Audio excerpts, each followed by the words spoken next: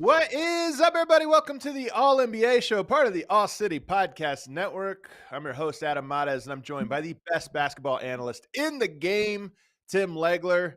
Legs, our long national nightmare is finally over. The NBA season is back.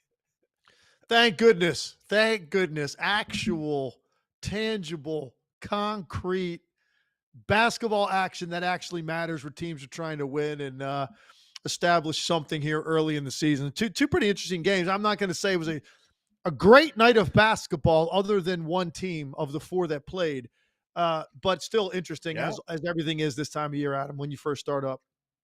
100%. If these two games happened in January, they might be other games. Like that might not be games we talk about that night.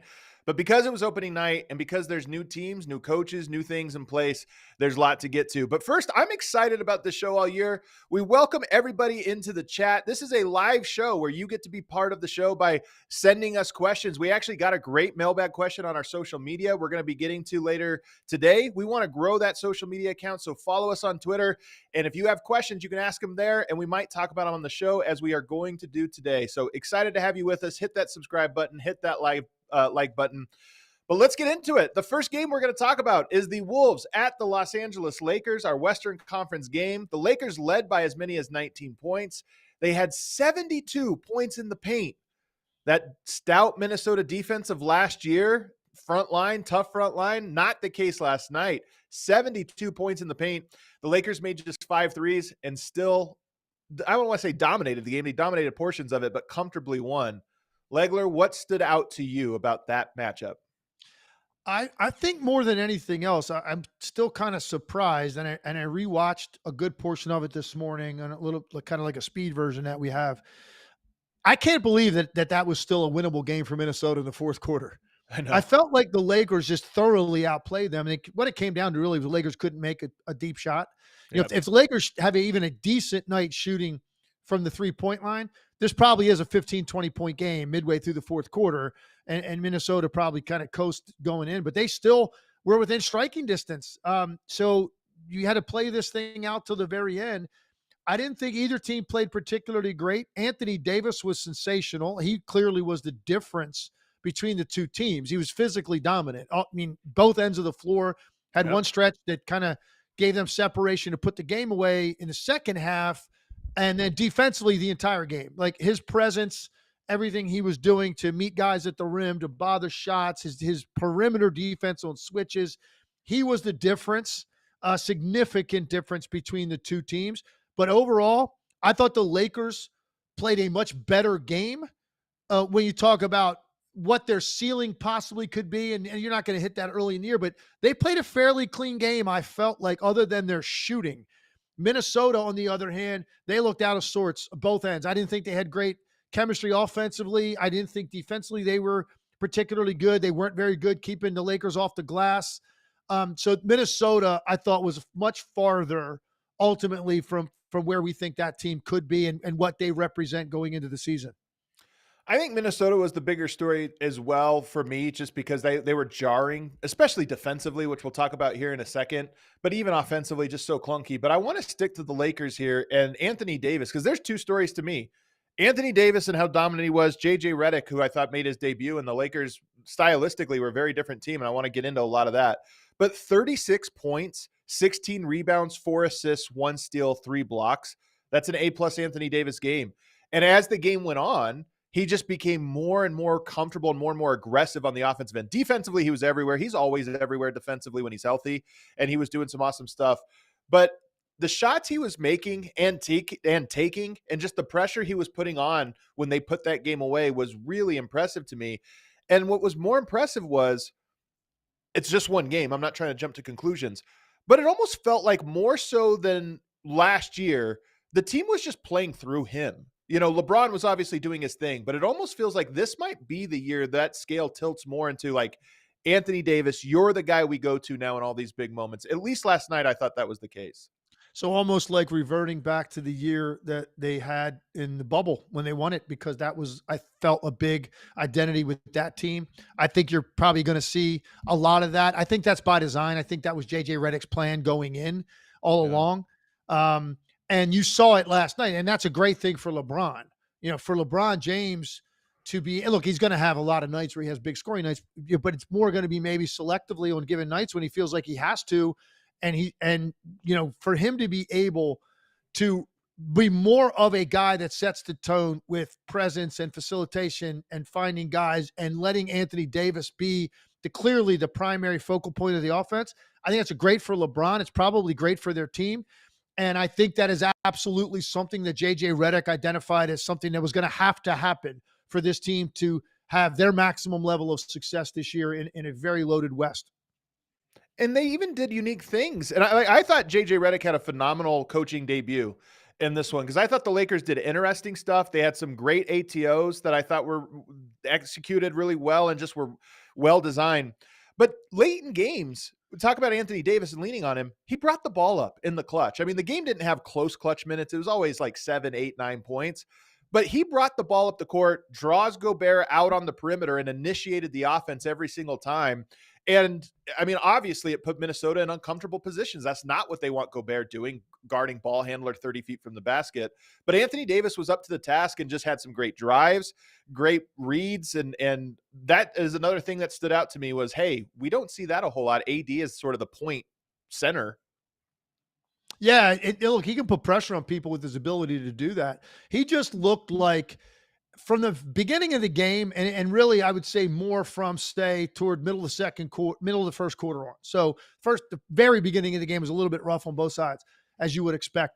He just looked like he got into a super comfortable place, that he was feeling great physically, a lot of energy, clearly very healthy, not dealing with anything coming out of camp, because the way he was moving, his agility, his intensity, that was the kind of Anthony Davis performance that we point to at different times throughout the season or in a playoff series, right? When he has one of those games and we jump all over it because we don't know if we see it every single night. The level of skill combined with the intensity and then just the Yeah. efficiency, all of that was on display. And on opening night, Yeah. that's very, very impressive. So he's in a really good place mentally with where his game is, with how he feels physically. Clearly, I think probably a connection with what they're going to do and the differences that JJ Redick and that staff are bringing to what they're going to do offensively and the way he's going to be utilized. It's pretty easy to say. I think Jason Tatum looked pretty darn comfortable too, but that looked kind of like typical Jason Tatum for Boston. For Anthony Davis, this looked like Anthony Davis at his very best since he's been a Laker. And it's on the very first night that JJ Redick coaches him in a regular season game. I don't think that's a coincidence. It's kind of meaningful too. And I have to imagine that was part of Reddick, like coming in, you want things to feel new. You want things to feel different. There's a new coach in town. We're going to give new confidence to a player that we need to feel like, hey, we're all behind you. And so I agree with you. It felt very intentional and it worked swimmingly. And even defensively, I thought the Lakers came with really look, I don't know. We're going to talk about the Wolves here in just a second, but I don't know if they're going to be the hardest team to guard. They weren't even that last year necessarily. I mean, they were hard to score against, but not necessarily the hardest to guard. But I thought the Lakers did a really interesting job of mixing up coverages, including a 3-2 zone with Anthony Davis as the point guy up top. Like, I just love these young coaches that come in and are willing to say, like, we don't have to be in a box. Let's try things. Let's try Anthony Davis up top guarding the perimeter in a zone. And it worked great. Well, if you're not going to do it, you're not going to have success at the NBA level. If you're a guy that gets your first head coaching job and it's sort of a, one of those out of the box hires that the Lakers pursued, there's a lot of spotlight on you. And we all know JJ's got a, really brilliant mind for the game and what he sees. And now you get a chance to apply it. If you're not going to do those kinds of things that you believe is a little bit different unique unto you, unique unto your personnel and some of the things that you could do that maybe haven't been employed in the past, then you're not going to succeed. If you're going to go cookie cutter type stuff and play it safe, you're not going to last in this league. So I give JJ Reddick credit for that, because I agree with that. Mixing that up was pretty cool. One of the things we wanted to see about the Lakers was, the other guys outside of their Yep. top two. We know who those two guys are and how difficult they are for the league to deal with and for teams to handle on any given night. What does the rest of it look like? And I was impressed with some of those things. Like, I thought Rui Hachimura looked great. His confidence level, particularly early in the game, just how aggressive he was right off the bat, and had a game where he's basically, I thought, made a pretty good statement last night. Like, look, I'm in this starting lineup, and I'm a guy that's not just out here picking up the crumbs. I have more to my game than that. And actually, JJ and I talked about that when I saw him over the summer out in Vegas. He had just gotten the jobs, but he was just kind of looking at the roster. We were just talking about different guys. And I think he saw some things in Rui Hachimura, particularly offensively, that he felt like was maybe untapped a little bit. And I thought Hachimura looked great last night. If that's your third guy, or maybe it's Austin Reeves on a given night, whatever it may be, that's a good sign for them, that Hachimura on a night Anthony Davis was that dominant, that Hachimura didn't just get lost in the shuffle. He was making his presence felt, 14 shot attempts, and really did it from the very beginning of the game. Came out with the intent on getting some stuff done out there, and I was very impressed with the way he played. And this is why I was impressed with JJ Reddick last night. I mean, I was really impressed with him, and it's one game, but I felt like all of the guys were in position to do the things that they do well, and that the actions connected to each other. It wasn't like, oh, we're running the Hachimura play, we're running the Reeves play. It was, we're running this action that puts this guy here and this guy here, and we know where the weak points are, and the ball swings, and they had layers to it. And, it's kind of funny. JJ Reddick's been in media. He's been talking and sharing his basketball philosophy for the last several years. And he's been talking about certain actions that he loves more than others. And one of them is rip DHO action, or he calls it Spanulis action. And I know, because this is what the Nuggets, they run a lot of rip DHO action. It's one of their core, where Murray sets a back screen for Aaron Gordon and comes off of the handoff. So it's kind of a screen and then release for the handoff. Well, I know JJ Reddick loved that play because he's brought it up 20 different times on his own podcast about how much he loves that action. And last night, our guy, Dalton Connect, makes his debut. First play, he checks into the game. They run that action for him and get him a great look. Defense has to jump out at him. And not only does the play work, but the defense jumps out, and he made a great pass to the release, which was Anthony Davis. And I just thought that, first of all, Dalton Connect, I thought, was really good last night making those reads. But the plays, you talked about Hachimura. I just thought the play design, the offense, the attack, all the players look comfortable because they were in the spots that makes them comfortable, and they seem to know what they were supposed to do in those roles. And it was really interesting in the post-game interview with LeBron. If you watch that right after the game ended, they interviewed him and Bronny together to talk about the moment that they shared together, more than anything. But the first question was about just, how'd you get it done tonight? What went well for you guys? And LeBron immediately went to attention to detail. And if there's one thing I could tell you, having gotten to know JJ Reddick over the last couple of years and doing a lot of work with him, and just great basketball conversations that we've had. I feel like I'm kind of the same way, like in terms of what you're looking at, what you're seeing, and understanding the kind of stuff that you can utilize and implement, and cleaning up the details on angles of screens, timing of dribble handoffs, spacing coming off of those on the weak side to make it harder for defenses to react to it. JJ's all about that stuff. And LeBron mentioned attention to detail immediately. To me, that was absolutely 100% patting JJ Reddick on the back by making that statement right off the bat. It wasn't because he didn't say, I just thought our energy was really good. We came out with a lot of intensity, because that doesn't have anything to do with JJ Reddick, right? That's just you as a professional. When you start talking about attention to detail and the game plan, he also used that word, that phrase, the game plan. That is absolutely directly pointing at the coaching staff. And look, maybe that's LeBron, just, hey, man, I'm going to throw this guy a bone here early on because there's a lot of attention on JJ. Or, he genuinely believes that's a big part of it. Any way you look at it, I did think there was some creativity in this game that is directly attributed to JJ Reddick's mind and what he sees and how he wants to try to do things differently, to clean up certain things, to make them more efficient and make it easier for them. I was a little bit surprised Dalton Connect didn't play more or that he took Right. so long to get into the game. I was a little bit surprised by that based on the preseason that he's had and just how much I think this guy's NBA ready right now. And I would not be surprised if you're going to see a lot of nights where Dalton Connect is playing 25, 30 minutes off the bench. That's not going to shock me whatsoever. I don't know if it's because of his first game. JJ gave him a little bit more time before he got in. He certainly looked comfortable. I think first time he touched it, he shot that three you're talking about and drained it. And then a really nice drive in the open floor to get all the way to the rim. Yeah. So he looked very comfortable, but I didn't think he played a ton. I expected to see him a little bit more. They gave, some minutes to Max Christie, who didn't play particularly well. I think those two guys are going to kind of be fighting for some of those wing minutes off the bench. And Dalton Connect looked really comfortable. And he couldn't have gone to a better place, Adam, than JJ Reddick, and talk about a guy understanding how to play without the basketball and maximize who you are. And Dalton Connect's has even better size, strength, than JJ. He can do certain things, even like a guy like myself, that couldn't do on the court because of his size, his shoulder width, his base, his ability to play in traffic, and his bounce. He's going to be able to do a lot of things for this team, and he went to the right place because JJ Reddick is the guy that is going to maximize who Dalton Connect is over the course of the season.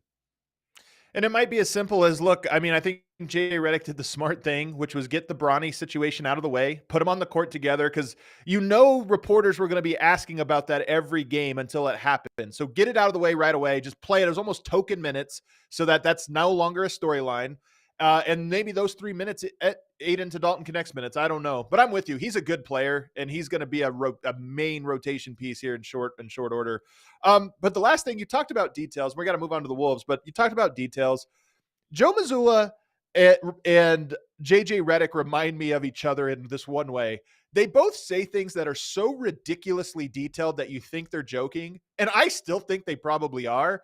But it's almost like they're just establishing, no, but we care about everything. JJ Reddick last night said that he protested the league because the balls were not broken in enough. You're a shooter. I know you have your things about basketball and the feel, and you could feel a new ball versus an old ball. I know that stuff, but I thought that was hilarious. But it almost to me was more of a signal of, hey, we're a team that cares about every micro detail. That's who we have to be. I sometimes I do feel like JJ and I in certain ways were separated at birth with, Yes. the number of conversations we had about stuff like that, because I can tell you right now, if I was a player or a coach and I walked out and that's what I felt on a basketball, I'm saying something too, because there's nothing bothered me more. I'll never forget the night, Adam, that I participated in the 3-point shootout the first time in 96 when I won it. But the balls, as I'm warming up, I got there to warm up, the balls felt like they came right out of the box. They couldn't have been harder and slicker. And I'm going, wait a second. Don't you guys want the best shooters in the world to like put on a show? Why are you giving us these bricks to go out here and shoot with? Well, it turned out it worked out pretty well that night. But it's the kind of thing that, yes, guys like JJ, they notice everything, man. And I always thought that, when he and I talked, like when he took the job, I always thought that maybe that would be ultimately his biggest challenge is delegating. You can't be in control of every facet of everything. You just can't. And he wants to be.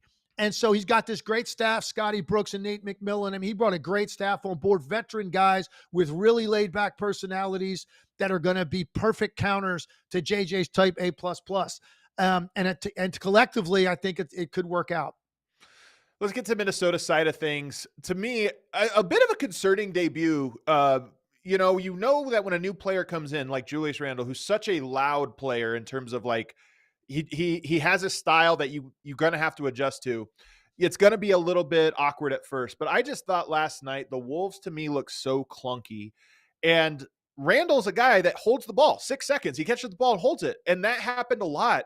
But I actually thought it made it contagious. I thought Anthony Edwards did that more than he probably should be doing. I just thought the whole team was slow to get into actions, and opposite of the Lakers, who I said everything connected. I felt like nothing connected for the Wolves because every time the ball found certain guys, it just was stop, hold, reset. And it was tough. Yeah. It was apparent and obvious and glaring. And it's one game, and we're not overreactors here on this show. We both know that. We know that this is going to take time. And, you got to give a larger sample size to figure out how this all fits. But here's the one thing, like if you just based it off last night, both games, and we're going to talk about the first game in a second, but those two teams played last night, the two teams involved in that trade.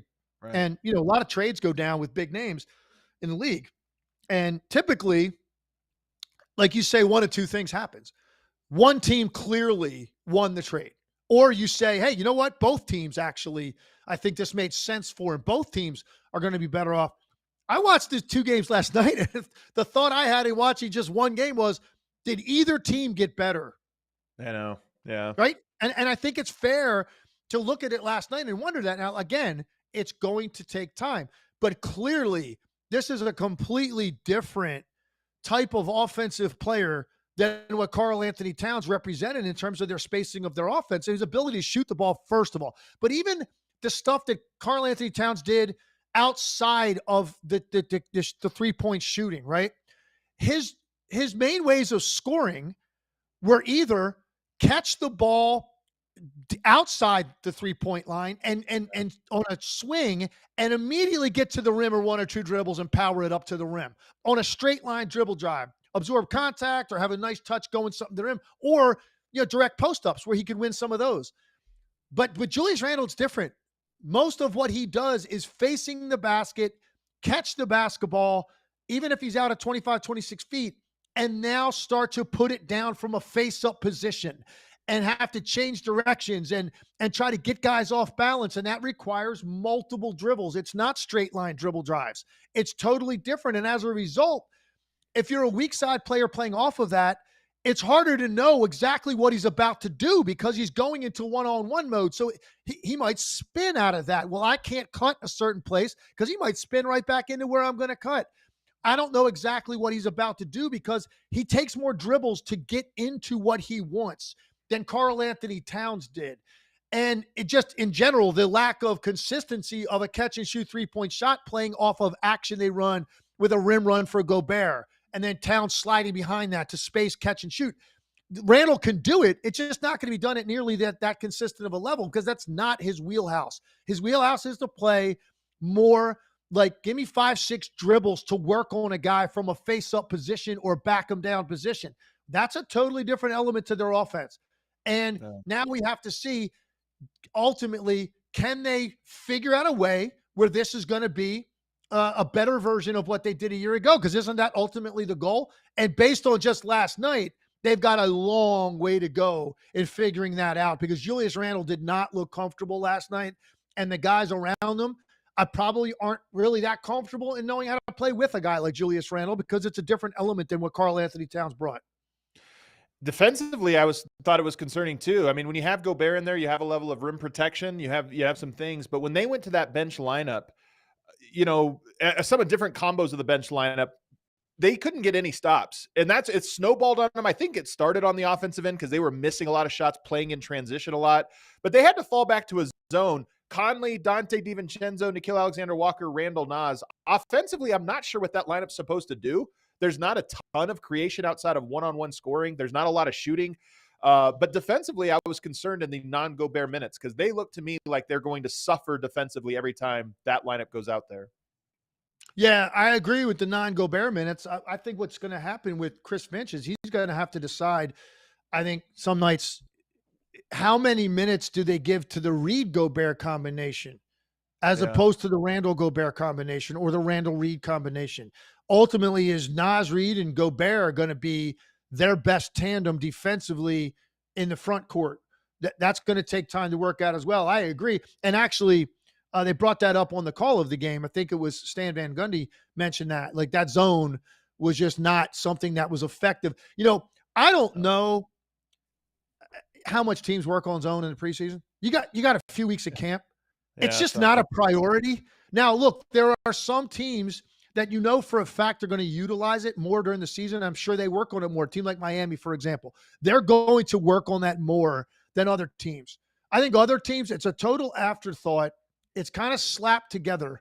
I don't think, and it takes so much repetition and communication at that level because the offensive players are so good at catching a ball in areas that compromise a zone that it takes so much repetition and time to talk through that before you get comfortable in your communications and how to play zone at this league. And that didn't look like last night. They had put a lot of time in on that, and they just went to it on the fly without a lot of success.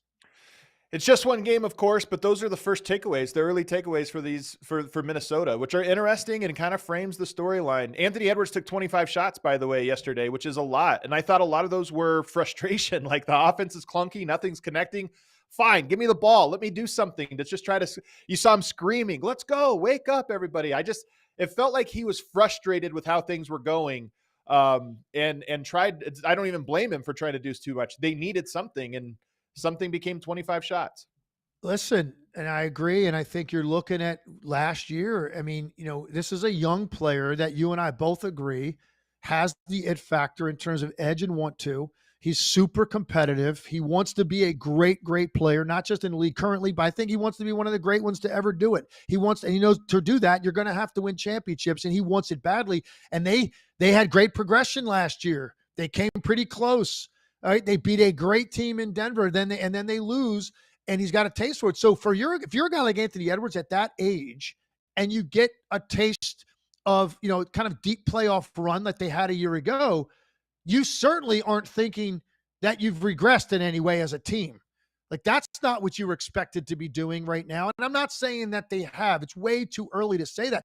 But I agree with you. There was some frustration exhibited last night on his part that maybe was a little bit more than you would normally see on an opening night, when I think guys are just glad to get the first one under their belt because it's just a weird night for everybody. Yeah. And I think that I saw Anthony Edwards look a little frustrated last night. And this is going to be an interesting team to watch all year, Adam. Dante DiVincenzo is a guy I think is very, very important to them. He didn't shoot the ball particularly well last night. He's going to have much better shooting nights than that. And he's a major X factor for this team. And honestly, in the Western Conference, depending on how productive he can be offensively and giving them that extra punch. Cause I think it's going to be a little bit clunky here in the beginning. And, you don't want to get out of the gate too poorly, because then all kinds of questions start to, bombard your team on a daily basis. That's not healthy. So Dante DiVincenzo is very important for this team early to give them the supplemental offense while they're trying to figure out this new spacing. All right, let's take a break. On the other side, we're going to get to the other game, a blowout win on banner night for the Boston Celtics. We got to break that down, as well as Jason Tatum fixing his three-point shooting woes, comes out of the gate on fire. So we'll get to all of that and more. By the way, hop in the chat and let us know. RJ, I love we have a guy, RJ, in here. First teamers in the chat. Everybody in the chat here, we have good basketball conversation, generally speaking. RJ accusing us of following the story. We did a show last week on Ben Shepherd and another one on Keon Ellis. Like this is not the show that is chasing the narrative. One game was a 30-point blowout. That's why it got the second half of the show, but we'll get to that on the other side. First, let me tell you about Game Time. If you're trying to get to the games tonight, maybe you're in LA, you want to see Tim Legler in the Intuit Dome's debut. Well, you can get last-minute deals at all-in prices, views from your seat, and the lowest price guarantee, because Game Time takes the guesswork out of buying NBA tickets. You just open up the app, you look at the game you want to go to, and you see what tickets are available. If you don't like the prices, drive down to the arena, park your car, walk up to the front gate. Right before tip-off, you're probably going to see some of those last-minute ticket deals, flash deals, zone deals, and buy the tickets right at the last second as they start to drop. It's got great prices, and they have a really good interface that allows you to do a lot of different things, including my favorite feature, that all-in pricing right on the front page, where you just click the button and it tells you the final price. No hidden taxes, hidden fees, or anything like that. That's the number that you're going to get when you go to the checkout, so there's no surprise, and you can buy with confidence. Take the guesswork out of buying NBA tickets with Game Time. Download the Game Time app, create an account, and use code ALLNBA for $20 off your first purchase. Terms apply. Again, create an account and redeem our code, ALLNBA, for $20 off. It really helps us when you use our code. So if you're trying to buy tickets this year, remember that code, ALLNBA. Download Game Time today. Last-minute tickets, lowest prices guaranteed. Also want to tell you guys, first impressions are important. What about lasting impressions? That's where Blue Chew comes in. Blue Chew helps boost your confidence in the bedroom so you can stay hard and perform at your very best. Blue Chew is an online service that delivers the same active ingredients as Viagra, Cialis, and Levitra, but as a fraction of the cost and in a chewable form. The process is simple. Sign up at BlueChew.com, consult with one of their licensed medical providers, and once you're approved, you'll receive your prescription within days. Blue Chew tablets are made in the USA and prepared and shipped directly to your door. The best part, it's all done online. That means there's no visits to the doctor's office, no awkward conversations, and no waiting in line at the pharmacy. You can take them anytime, day or night, so you can plan ahead and be ready whenever the opportunity arrives.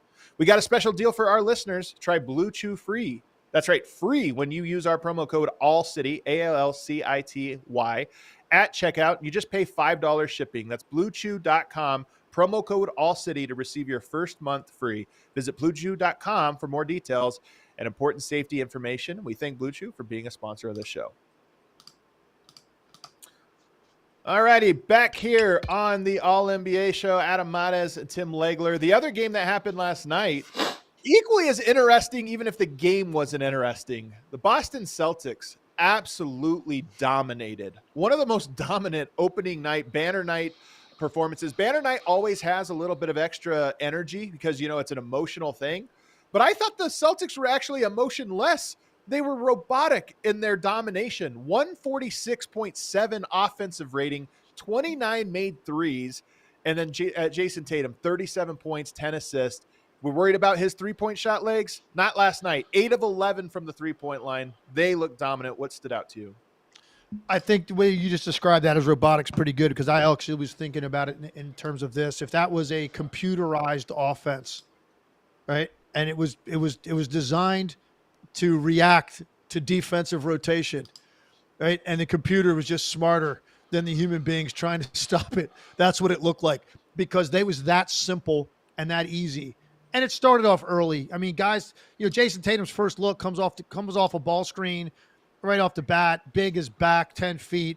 He just pulls up, walks into a wide open three and drains it. And that's how his night got started. And I felt like everything that they did came off of the early success that they had on ball screen and what the Knicks then were trying to do to figure out how to stop it.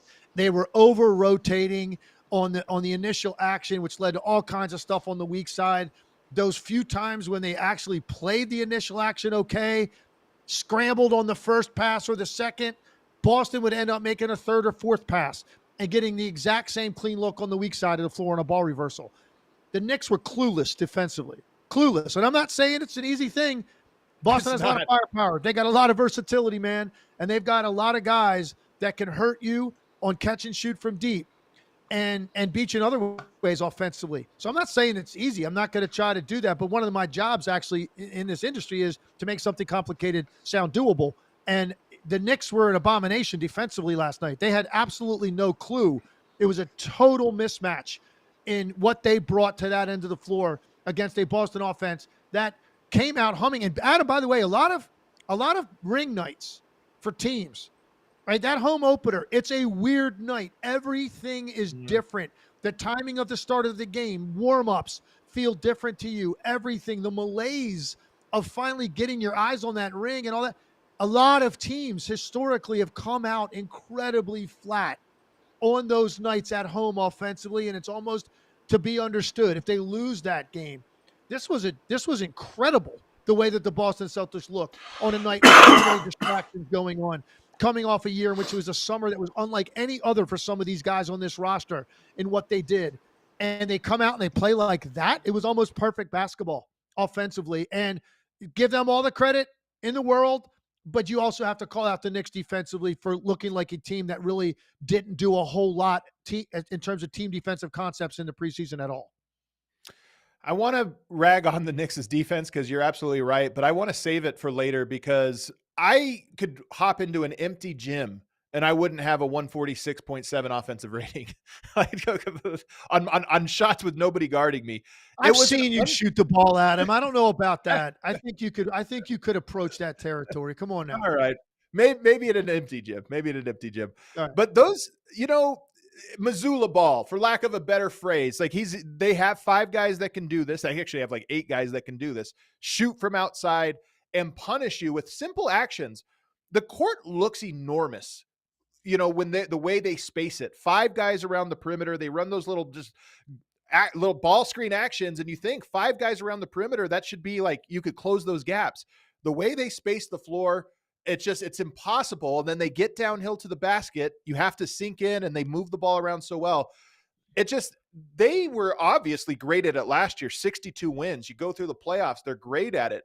But last night might have been the greatest display of Missoula ball in terms of the system was the same one as last year, but now they're so comfortable that they can pick up where they left off and execute it at such a high level that it just looked easy. And I know it's not, but their comfort level in what they're trying to do on any given possession is so high and it's so effective that it just feels like they're starting from a higher baseline this year, as great as they were last year. 64% of their shots were threes That's for an insane. entire game. 64%. They got it. Now, look, some of that is a little bit skewed because they were going for the record at the end of the game. I get that. But to your point, they ran it back with their team. And there is something to be said for this level of continuity. When you look at, and we saw some of this last night, you look at a Knicks team, major piece changed. You look at Minnesota, same thing. You look at Philly, and they start the year, and they have a major addition in Paul George, and really a whole new team in Philly outside of Embiid and Maxey, really. And so there's something to be said for continuity going into a year when you've had that level of success as they did a year ago. You had some guys feeling really good about themselves being a part of Team USA. You had some other guys with hey, maybe a little bit of an edge coming out of Team USA, and Jason Tatum and Jaylen Brown, who wasn't even included. So there's a little bit of motivation on top of the confidence level being at an all-time high and just knowing each other and what this offense looks like and where guys want to be and how to trust guys. And there's a lot of teams in this league that want to contend that are dealing with brand new pieces that they've got to take time to figure all that out. Boston already has it figured out. And going into game one, I don't know you'll ever see a team play a cleaner game offensively than Boston played last night on opening night. I know, you really won't. It was perfect. I mean, it was almost perfect execution. Shooting will make up for a multitude of sins, and they did make shots last night. But they made shots all of last year. They just made them at a slightly higher rate this year. But the way they got to those shots was just so impressive. And they took 17 more field goal attempts, including 31 more threes, which is hilarious. But 17 more field goal attempts, and they got those offensive rebounds. That's a staple of the Knicks in years past. And as we kind of segue to the Knicks discussion a little bit here, the Knicks have been good about grabbing second chance opportunities. Hart, one of the best at it. But last night, the Celtics, the long rebounds, the second chance points were such a backbreaker because you never got stops. They were scoring almost every time down. And half the time when they didn't score, it was a long rebound, second chance point, kick out for another three, backbreaker. And that to me was another thing that on both ends, the Celtics, when I talk about perfecting Missoula ball, those long rebounds and how to gobble them up, I thought they did a great job of that. And then on the Knicks side, that was a staple of their identity. That didn't happen to them, and it happened to them over and over again last night. I don't even know which side of that is more noteworthy to you. I think, look, I'm going to take majority of what I took out of last night in my praise of the Boston Celtics, more so than to sit here and kill the Knicks on opening night. It was, I think, in a lot of ways, when they watched the film, the Knicks are going to be a little bit embarrassed by that. I mean, they had two steals. They forced 3 turnovers in an NBA game. 3. 2 steals, 3 blocks. They only committed 12 fouls. That is a complete lack of physicality. Any way you slice it, no offensive rebounds of note. That is just a complete lack of physicality and being overwhelmed by a team with skill and finesse, and on a night where you really never showed that any kind of fight to be in the game defensively. Okay, that's not going to be who the Knicks are all year. We know that.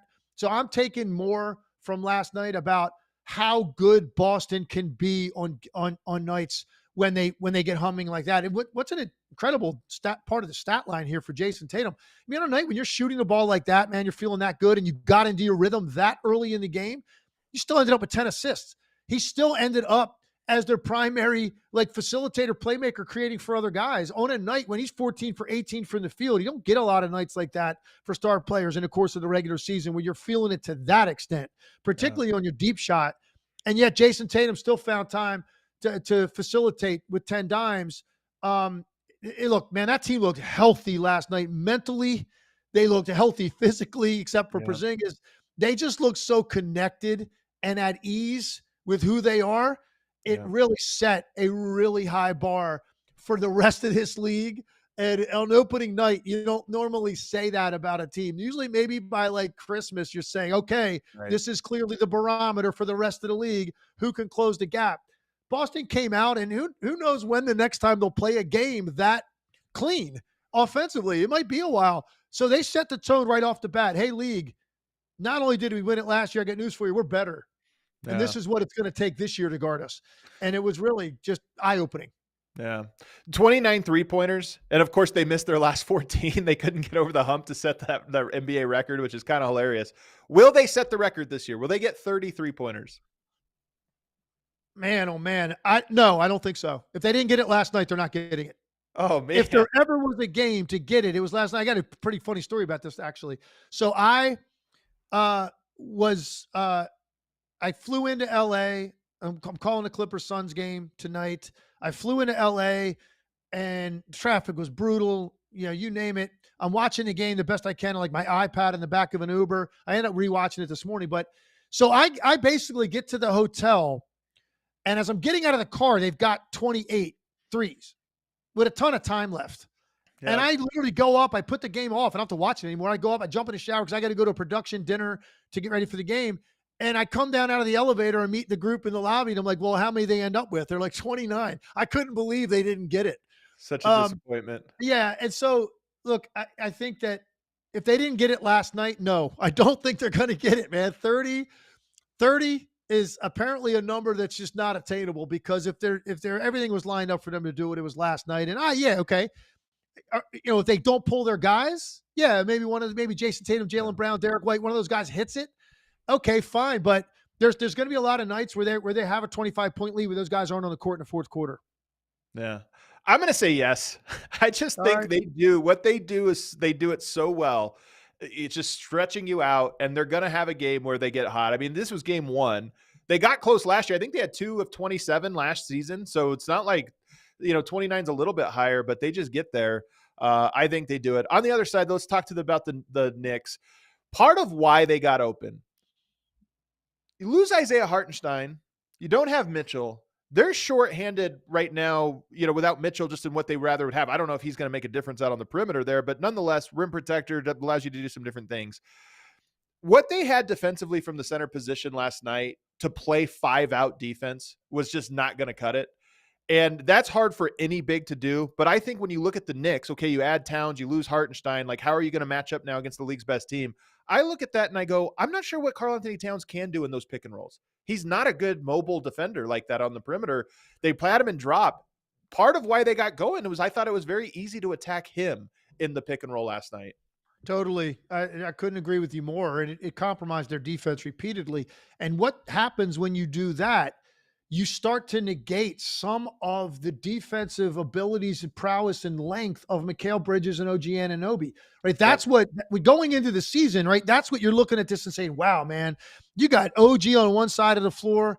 You got Bridges on the other side of the floor.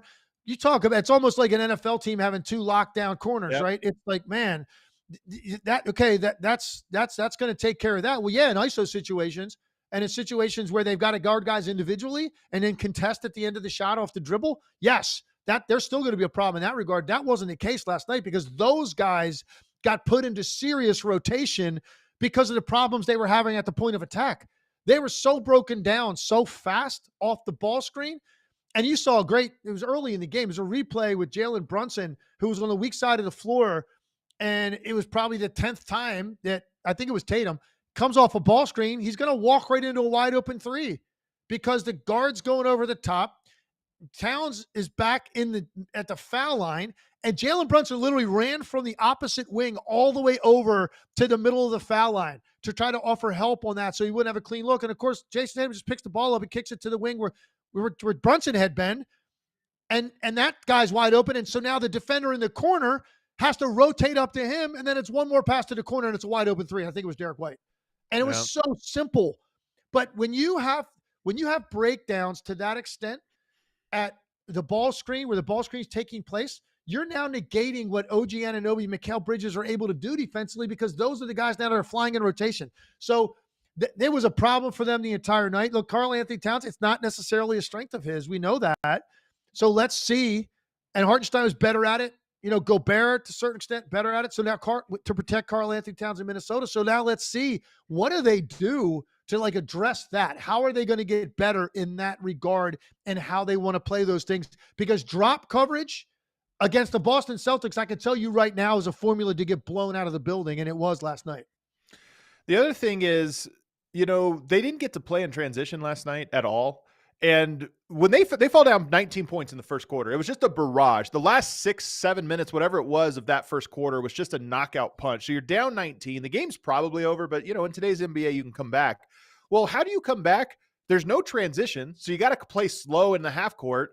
And in that second quarter, they're going to Karl-Anthony Towns, and he did an okay job, post up. But you kept looking at it and go, all right, you're down 19. Oh, he scored this time. Okay, now you're down 17. You go down the other way, the Celtics hit a three. It was just, you felt like whatever he was bringing on the offensive end, when a game's close, it's going to have a different impact. But when you're down 19, you just can't come back. Isolation post up at a time, taking 20 seconds in a half court. It just doesn't work that way in today's NBA. No, I totally agree. It's against that team. Look, you're gonna have to show. It's like my buddy Scott Van Pelt always says, you can't bring Kool-Aid to a gin party, and that's kind of what you're talking about when you play the Celtics, right? Because you're gonna have to, you better have a certain amount of firepower you're bringing from the 3-point line to be in the game with them, and that's on an average night. And when a night they really shoot it well out of the gate early, good luck playing that style of basketball, trying to get back in the game. Jalen Brunson was just okay. Part of it is when you fall behind that early, man, in the second quarter, how much, are you really going to be able to do? So it was just one of those nights. Mikal Bridges really struggled early. And of course, I'm thinking to myself, my God, that's all we're going to be talking about the Knicks is Mikal Bridges' shot, right? And then he ends up making 7 out of his last 8. And, ends up with stat line wise, probably a decent night for him on what it's going to look like this year. 7 for 13, right. 2 for 7, 16 points. That's going to be kind of a normal stat line for Mikal Bridges. A lot of that didn't matter because they were down so big, but he certainly struggled early. Then he found it a little bit. And there is, a little bit of a weird mechanical change to his shot. I don't think it's anything crazy or dramatic. We're going to have to see a larger sample size to see. If we're 10 games in and he's shooting, 18% from the 3-point line, we're going to be talking about this a lot. But my overarching thought just on one night in looking at both of these teams that were involved in a huge trade right before the season, did either of them get better? Because these were two teams that were contenders a year ago. Two teams that were expecting to contend this year. I mean, a lot of people probably put Minnesota and the Knicks in the conference finals this year in their respective conferences, right? Would not be surprised people did it. And just off of one game, and we don't draw conclusions, it's fair to ask that question and to say, now you're going to have to show us how that made you better. Because on first glance, that's not the case on what we watched from these two teams in their first look and what we got to see out of them on both ends of the floor. For me, I'm going to be a little slower on the Knicks because I feel like working Karl-Anthony Towns is such a big piece and they're shorthanded right now. They're big man. I'm going to be a little slower on them. But more importantly, I think a lot of teams are going to be questioning themselves after they play the Celtics this year, especially early on. Fair. I think a lot of teams early in this next month are going to get blown out by the Celtics and start questioning, are we anywhere close? And, the answer might be no, but the answer might also be like, hey, that's a team that has an enormous amount of confidence and momentum and familiarity and continuity. They know what they're doing and they play a great brand of basketball. Fascinating night. We did get a really cool question in our mailbag, though, today. Like I said, follow us on social media. You're going to want to see us on Twitter, guys, because we're trying to make it more interactive. One of the cool things about this show, the first teamers in the chat get to send us questions, and we interact with you guys in real time. But we got a cool question here. You can bring it up on the screen now. What other teams could play the Celtics style of shooting around 2/3 of all the shots being threes and them being successful with it? So there's more than just shooting that makes the Celtics so good. It's also the driving. It's their ability. They have 5 guys at all times on the court who can guard one-on-one. I think that's the most underrated aspect of their game is they're not worried about getting blown by on any of their defenders. But just the 3-point shooting part, Legs, I personally don't think there's a single team, maybe the Warriors, who could take 2/3 of their shots from behind the arc and be successful. But I think the Celtics are unique in that. Yeah, look, it was kind of weird. I had a dual thought process going on watching this game last night. Part of it was what you just said is 100% true. Like, I don't know that you're going to watch any other team play this year where you say that percentage of 3-point shots is good offense. Right. And yet it obviously was with this team, the way that they were taking them. And guess what? I got news for you. If the Knicks had done a much better job at being able to deal with the initial pick and then also fly at guys and like do just a better job being in space at the 3-point line and making guys put it down, I got news for you. Boston has an answer for that too, because Right. all of the guys you're running out to have the ability to beat you that way. Tatum, Brown, White, Holiday, all of those guys can beat you in that way if you are able to get to them and chase them off the line. And that's what makes it so difficult to deal with this team. It's the versatility of their entire lineup on both ends. The fact that Derek White and Drew Holiday, Drew Holiday had possessions last night where he was the initial defender on Karl-Anthony Towns. I mean, who's getting away with that? Putting your point guard on a guy like that? They can. Derek White and Holiday had the strength, the length, the anticipation. They moved their feet. Tatum and Brown incredibly versatile defensively. Look, it's a super high barometer. But the other part of my brain, Adam, while I was watching it, was also saying, like, because of how easy it was coming, it was almost a little bit boring. Like, you knew from possession after possession exactly what this was about to look like. So you have an appreciation for the great basketball and the skill and, just how connected those guys are and how versatile. And at the same time, you're kind of thinking like, man, I kind of wish the Knicks would figure out a way to guard this a little bit so I can see Boston play a different way than what they did for literally first 42 minutes of the game. They just did the same thing every trip with great success. And testament to them and also a little bit of a criticism of the Knicks at the same time. What I will say is I think that this year will be like last year. Celtics fans rightfully were like, hey, we're a 60-win team. Why is nobody thinking we're going to roll to a championship? And then they rolled to a championship. This year's going to be the opposite. And I think rightfully so. I think there's one juggernaut in the league right now, and it's the Boston Celtics. And everybody is going to be working all year to see if they can rise to their level. And last night, yes, it's one game, but it's as impressive as one game can go. Tonight, we have a great slate, including the season debut of Tim Legler on the call. Warriors at Clippers. You're opening the Intuit Dome. This is a fun one. What are you excited about? Maybe personally, but also for the game tonight that you're calling. Yeah, well, just first, I'm super excited to, extend my relationship with ESPN and to be in a role that I really have wanted for some time and to be in a regular package of games and the slate that I've seen from now to Christmas, I'm really excited about. It starts tonight. First of all, the building, yeah, it's going to be great. And we're actually going to be over there this afternoon talking with Steve Ballmer a little bit, which is going to be fun. Get a tour of the building. I'm going to see that for the first time here shortly. Actually going to be on NBA Today from Intuit here pretty soon after we get off this show. I'm headed over there to be on some NBA Today, do some TV leading up to the game. So just professionally, really excited. I'm working with Dave Pash tonight, who's one of the best in the business. We've got a great team of play-by-play guys. I'm going to get a chance to work with all of them. And I'm just excited about that, first of all, professionally. The energy in the arena, there's nothing you can do in this industry to replicate that, being courtside for the excitement of the actual game. And then I think for me, I'm really excited about Phoenix this year, Adam. I'm excited about the Suns, man. I think that they're going to be a much, much improved product. Everything about the Suns last year, I felt like every tone of every conversation was disappointment. That's what was just coming out of everyone's mouth, including my own. And I feel differently about them. I like the new pieces. I'm curious and anxious to see Tyus Jones with this group and his impact. I think Plumlee was a nice pickup. I think Ryan Dunn is a really nice addition as a rookie. And I'm also really excited about Mike Budenholzer being in this spot and seeing what he has in mind differently for this team. And then finally, they're going to get more time together. Durant, you would expect Durant, Beal, Booker. Those guys are going to play a lot more together and get a better feel for each other. So I am really excited about this version of the Phoenix Suns. I think it's going to be a dramatically improved product from a year ago. And maybe it doesn't happen tonight. Who knows? They're on the road. Maybe they don't play well tonight. I don't know. I'm not saying you make up your mind based on tonight. Over the course of the season, and certainly the first couple months, I think that's the conclusion we're going to have about Phoenix. We got another team in the West that now is legitimately in the mix because I think it's pretty open in the West. Maybe OKC right now is the team that you look at and go, they got a slight edge on everybody. But obviously, there's a number of teams that are going to be in the hunt. Phoenix, I think, will be one of those teams, and I get my first look at them tonight.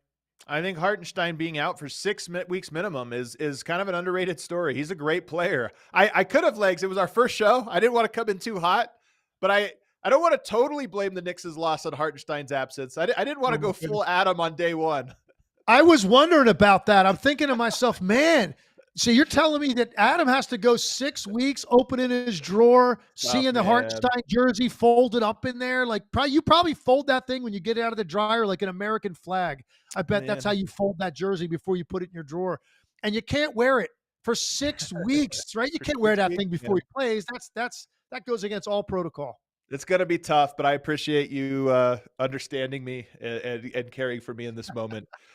We're excited. Everybody, I mean this sincerely, Legs. I mean, you're my co-host. You become my friend, but I mean this sincerely. I think you're the best analyst in the biz, and I loved last year the games that you called, and I'm so excited to have you on the call regularly this year. So everybody tune in, and check it out because I'm excited to hear it. And by the way, Steph Curry in game night number 1, that's not a bad guy to be calling and breaking down.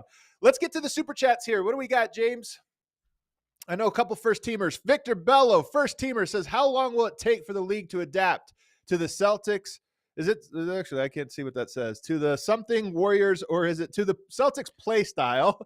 Is this similar to the Curry Clay Warriors, or is it more permanent? We got to figure out how to read that a little bit easier. Look, I don't think this looks really anything like the Warriors. Myself, you think about the way the Warriors operated, when they had those teams at their peak, with all of the split cuts and the post splits and all of the off ball action. Clay and Steph spending so much time on the baseline, coming out off of DHOs or down screens. That's not really what this looks like, man. This is more come down, get a ball screen and then space it out, and just make the right read and put teams in a rotation trying to catch up to the ball. And it always seems to end up in the hands of a guy that's a massive threat. So I think it's a totally different style, even though maybe some of the numbers some nights in terms of attempts and whatnot and efficiency are going to look the same. It doesn't look like the same kind of product as what I was watching when the Warriors were at their best with Steph and Clay. What else we got? Last one before we get out of here. Carlos Hernandez says, as a Mavs fan, do you think the Suns can give the Celtics a challenge? The Suns, interestingly. We got to see the Suns for a little bit. I mean, it's like we can't go straight to Celtics level with them. I'm intrigued as you are, though. Truthfully, right now, every single team that steps into the ring with the Celtics are going to look a lot like Michael Spinks did the night Mike Tyson went and got into the ring with him. Eyes popping out of his head, not even believing that he's standing there in that moment. And I don't want to, make fun of the rest of the league because it's obviously a closer gap than Mike Tyson at his prime and whoever he fought, when you better had your popcorn ready right when the opening bell, because you might miss the fight if you were coming with your drink and your popcorn from the kitchen. That was last night, by the way. That was a Mike Tyson first round knockout. It was. It was like, we always joke about it, like, ding, ding. And it's like, hey, we're going to feel each other out here for half a round, right? Oh no, here comes haymakers. So it's obviously the gap's not that wide. I was just kind of using an analogy to have some fun, but right now, any team in this league right now that you want to put in the same sentence with the Celtics, it's not fair to the Celtics right now. That's where they're at. And they came out last night and they could not have literally sent a message, not really to the rest of the league, man, because players, they don't buy into that kind of stuff. I'm talking about just in terms of fans and reaction of guys like us that cover the league. They couldn't have come out and done any more than they did last night to let you know right off the bat.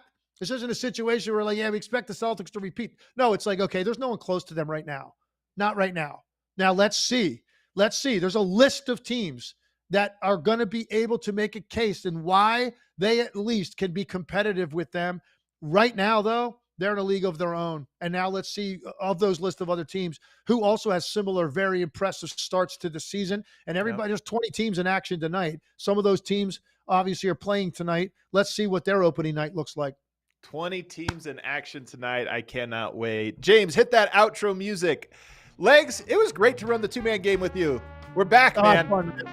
A lot of fun. I'm so glad that we have games that matter pretty much every night from this point forward the rest of the year. Yeah, there we go.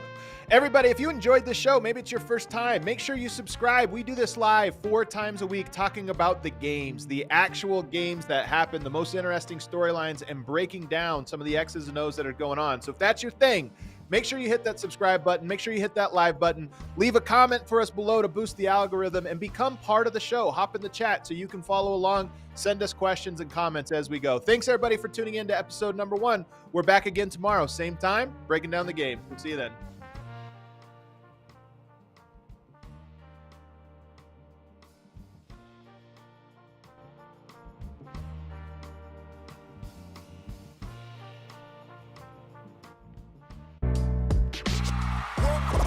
We all silly like the mayor.